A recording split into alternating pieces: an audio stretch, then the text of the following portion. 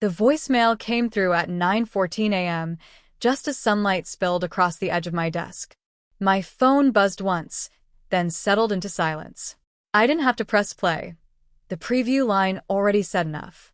"You're out of the family business." Ethan Bennett. My husband. I let out a slow breath, resting my pen beside the contract I'd been reviewing. The ink still shimmered faintly under the light, a signature that, if only he knew, would change everything. I leaned back in my chair, tracing the rim of my coffee mug. It was still warm, comforting in a way Ethan hadn't been in years. Outside the glass wall of my office, the New York skyline shimmered, confident, unapologetic. Just like the woman I'd become. For a moment, I imagined him saying those words to my face, that controlled arrogance, that polite cruelty disguised as business talk. "It's not personal, Claire. It's just strategy." I used to believe him. I used to believe us. The phone blinked again. Another notification. The voicemail, transcribed. "Claire, you've been officially removed from Bennett Holdings. Dad and I agreed. You'll receive your settlement soon. I wish you the best." I stared at the message, then smiled, slow, deliberate. One word came to mind. The same word I whispered into the quiet office, pressing record on my own reply.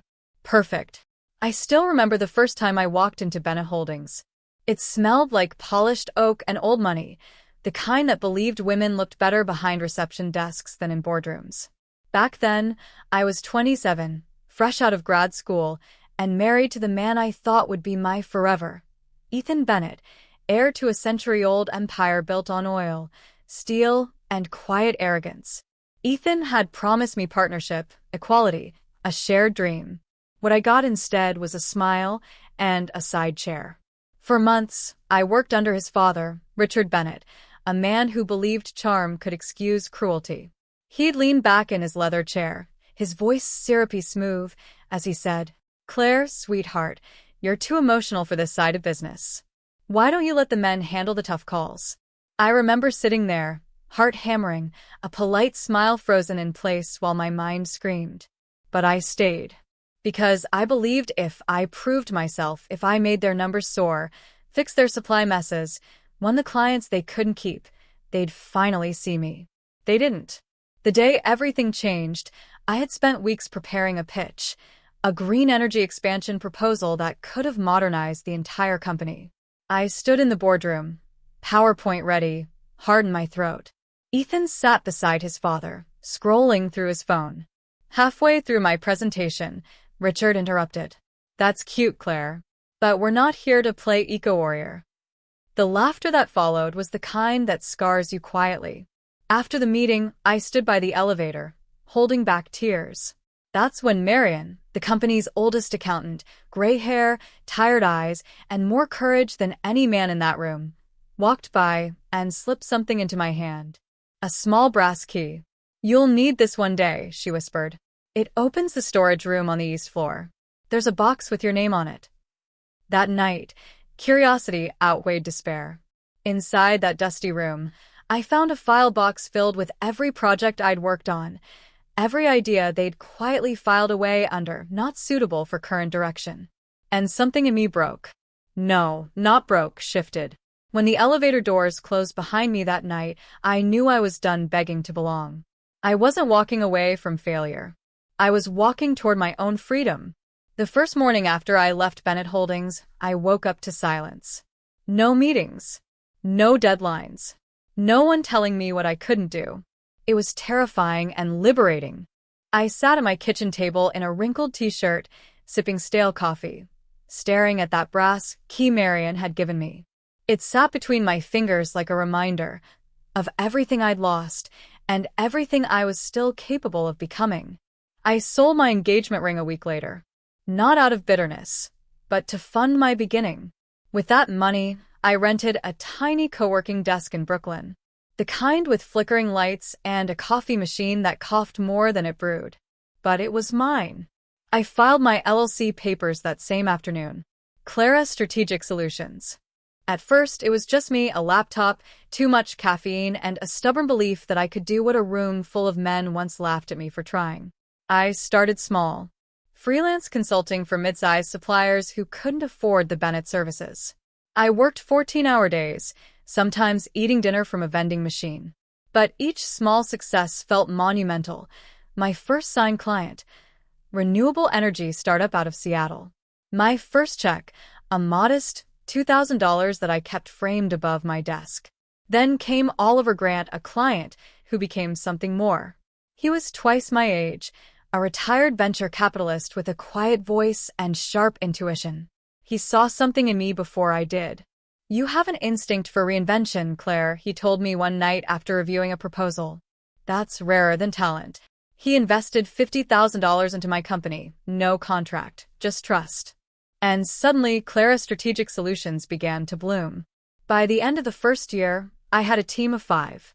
By year 3, we were consulting for companies the Bennetts could only dream of reaching. Still, I stayed quiet. On social media, I posted sunsets and cappuccinos, not the deals I closed or the awards I won. When Ethan called once, asking how I was, I told him, "Good. Keeping busy." He laughed softly, assuming I meant volunteering or yoga. Let him think that. Because behind every closed door, I was building an empire brick by brick, one they'd never see coming. Every night, before shutting down my laptop, I'd open the folder labeled Project Solace. It was the very green energy plan the Bennetts had mocked, except now I had perfected it, streamlined it, owned it. One afternoon, I stood in front of my new office window, 12 floors up, overlooking the same skyline that once made me feel small. And I whispered to myself, they told me I didn't belong in the family business. So I made one of my own. For the first time in years, I didn't feel like the woman who'd been cast out. I felt like the woman they should have never underestimated. And somewhere deep inside, I knew the day would come when they'd find out. I didn't plan revenge. I didn't need to. Success has its own kind of poetry. It always circles back. 3 years later, my name was etched in brushed silver on the glass door of a 23rd floor office overlooking the Hudson. Claire Bennett, founder and CEO, Clara Strategic Solutions. Every time I saw it, a small smile tugged at the corner of my mouth. The world saw me as composed, successful, gracious. But that morning, the morning I got Ethan's voicemail, I felt something deeper. Completion. I didn't expect to see him again so soon. But arrogance has a way of circling back when it needs help. At 3:47 p.m., my assistant buzzed through the intercom. "Ms. Bennett? There's a Mr. Ethan Bennett and Mr. Richard Bennett here to see you. They said it's urgent." For a moment, I said nothing. Just traced the rim of my coffee cup, the same way I had years ago. "Send them in," I finally said. The door opened, and there they were. The same suits, the same superiority, only now smaller. Ethan's eyes swept the office. The glass walls, the skyline, the calm air humming with success. He didn't recognize it yet, but every contract on my desk, every framed partnership on my wall, they were the Bennett's competitors. "Claire," he said, voice measured, careful. "You look well." "I am," I replied simply. Richard gave a thin smile, the kind meant to hide panic. "We're here because we've hit a snag," he began. "A firm we've been negotiating with pulled out of a major deal, something about exclusive rights with a consulting company." He flipped through a folder, oblivious to the irony. "Clara Strategic Solutions, I think it was called." Silence stretched across the room. I could almost hear the hum of the air conditioner, the quiet ticking of my wristwatch. Then I stood, walked slowly around my desk, and stopped right in front of him. "You're standing in that company's office," I said. Ethan blinked. "What?" "Clara Strategic Solutions," I repeated, folding my arms. "You just called to cut me out of the family business. But what you didn't know is, your biggest client has been working with me for the past year." Richard's face paled. He looked at the portfolio on my desk, the signed contracts with their rival energy partners, the proposal labeled Project Solace. He picked it up, scanning it with trembling hands. "This is our design," he said softly. "No," I corrected. "This was my design. The one you called cute. The one you shelved." Ethan's jaw clenched. "You can't." "I can," I interrupted, voice calm but unshakable. Because I own every patent, every model, and every contract that made it possible. The silence that followed was almost poetic. Years of dismissal, belittlement, and quiet suffering condensed into that single, satisfying pause. Richard sank into the guest chair, his arrogance melting into something human, regret, maybe. Ethan didn't sit. He just stared at me, lost, like he was finally seeing me for the first time. "Claire, why didn't you tell me?" he asked.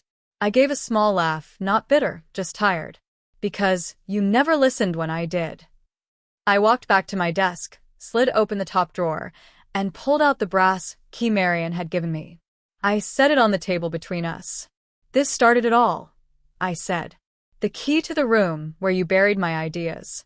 The same room where I found myself again." Neither of them spoke. They didn't need to. The truth filled every inch of that room. Finally, I leaned forward and smiled, the same calm, deliberate smile I'd given my phone that morning. "You said I was out of the family business," I said softly. "You were right." I picked up my pen, signed the final document in front of me, and slid it across the table. "Because now you're in mine." For a long time, no one said a word. Ethan stood frozen, his eyes darting between the documents and me, as if trying to wake up from a dream he didn't want to understand. I could have gloated. I could have made them beg. But I didn't want revenge. I wanted clarity. "So, what now?" Ethan finally asked, his voice low. "Now," I said, "we talk about terms." I gestured toward the contract on the table, a partnership proposal I had drafted weeks before the voicemail ever came. Irony, I've learned, has an impeccable sense of timing. "You need me," I continued. "Your company is bleeding. Your investors are nervous, your board's divided, and your energy division is 6 months behind regulation standards. You won't survive the next audit without outside help." I paused, letting the words hang between us. "That help," I said, "is standing right here." Richard leaned forward. "You'd really consider partnering after everything?" "Not partnering," I corrected. "Acquiring." He blinked, lips parting slightly. Ethan stiffened. "You're buying us?" he asked, incredulous. 51%, I said. "Controlling share. My firm will oversee your sustainability operations, restructure your leadership, and phase out your old contracts." I met Ethan's gaze. "Including you, if necessary." He swallowed, his throat working like he was forcing down the weight of his own pride. For once, he didn't have a comeback. But I wasn't cruel. I'd had years to outgrow cruelty. "I'm giving you a chance," I said softly. "Both of you. But there are conditions." I stood and walked to the window. Below us, the city pulsed. Endless motion, endless noise. The world kept moving, even when ours had stopped years ago. "First," I said, turning back, "you will hire women in leadership positions, not for PR, but for potential. You'll mentor them, listen to them, and never dismiss a voice because it doesn't echo your own. Second, every employee you've underpaid, everyone you've overlooked, will be compensated and promoted based on merit, not bloodline. And third," I said, my eyes meeting Ethan's, "you will learn to build without breaking." Richard sat quietly, his hands clasped, eyes distant, as if realizing that the empire he'd built on dominance was now being rebuilt on grace. Ethan finally exhaled. "And what do you want from me?" I thought about that for a long moment. The years of silence, the dismissive glances, the nights I waited for him to see me, really see me, and he never did. Then I smiled faintly. "I want you to grow up," I said. "To look at a woman and see an equal, not a threat. That's it." He nodded slowly. His pride fractured, but maybe, just maybe, something honest slipped through. I closed the file, extending my hand across the table. "Do we have a deal?" Richard hesitated, then shook it, the gesture trembling, heavy with everything unsaid. Ethan followed, quieter this time. For the first time in years, their eyes didn't carry pity or power, only respect. As they turned to leave, I called after them. "Oh, and Ethan?" He paused in the doorway. "That voicemail you sent me?" I said, smiling. I meant what I replied. Perfect, he asked softly. Yes, I said. Perfect. Because sometimes the best closure isn't a slammed door. It's holding it open and letting them walk through, knowing you'll never need to follow. 6 months later, spring returned to New York, the kind that smells faintly of rain and renewal. From my office window, the city shimmered, alive again. The Bennett Holdings logo now read, a Clara Group company. Every time I saw it on the skyline, it reminded me not of revenge, but rebirth. Ethan and his father had stayed true to the deal. Slowly, painfully, they'd begun rebuilding, hiring women into senior roles, restructuring departments, attending sustainability summits they once mocked. And for the first time, their quarterly reports showed not just profit, but purpose. I'd see Ethan occasionally, quiet, humbled, changed. There was a different tone in his voice now, softer around the edges. He no longer said, my company. He said, our work. Funny how language heals when ego leaves the room. One afternoon, Marion, the accountant who'd once slipped me the brass key, visited my office. Her hair was whiter now, but her smile hadn't changed. You kept it, she said, nodding at the key displayed in a glass frame behind me. I turned, smiling. It started everything, I told her. It reminded me that when one door closes, you can always build another, as long as you keep the key. She chuckled softly, eyes glistening. You know, she said, some people spend their whole lives waiting for an apology. And some, I replied, learn to live without needing one. After she left, I sat alone in the golden light of the afternoon. The city's hum drifted through the glass. My phone buzzed, a message from Ethan. Board approved your expansion. Congratulations, Claire. I smiled, typing my reply, just one word. The same word that had started this entire chapter. Perfect. Then I set my phone down, leaned back, and closed my eyes. I thought about the woman I used to be, the one who trembled in boardrooms, who second-guessed every word, who waited for permission to matter. And then I thought about the woman I became, the one who gave herself that permission. Somewhere between heartbreak and hard work, I'd stopped being their story and started writing my own. As the sun dipped low and the city lights flickered on, I whispered the truth I'd waited years to say, not to them, but to myself. I didn't lose a family. I found myself. A pause. A breath. A soft smile. And sometimes, one word is all it takes to close a chapter and open an empire.